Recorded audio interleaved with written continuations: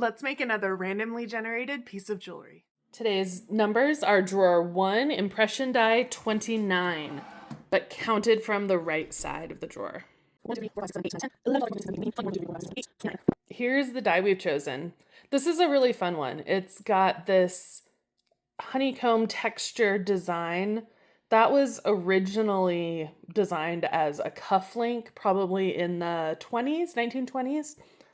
And it also has these two small bees. So let's see what we come up with. I definitely have some ideas for these. The first thing I do is press one of the bees. I'm using brass for this. This would be gorgeous with gold. So if anybody wants one in gold, hit me up. But I think the brass is going to look really nice with the honeycomb.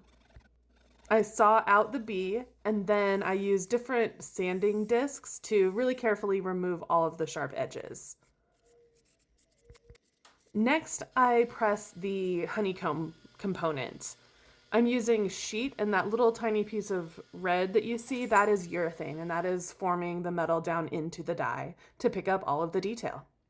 After I have all of the detail, I use my jeweler saw to cut around the oval shape and use those same sanding discs to remove any edges. I want those edges nice and smooth.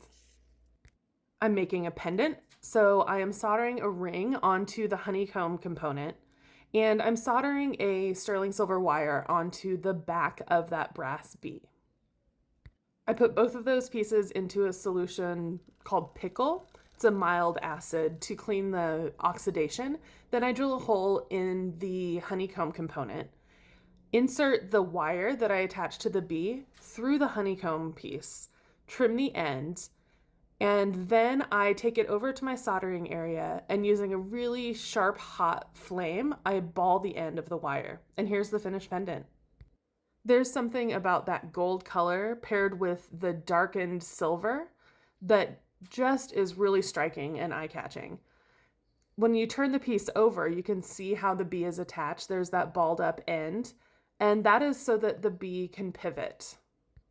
I like the idea of making jewelry that has some sort of moving component that you can fidget with.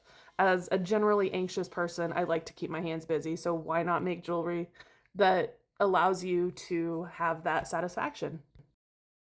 I hope you enjoy this piece just as much as I do.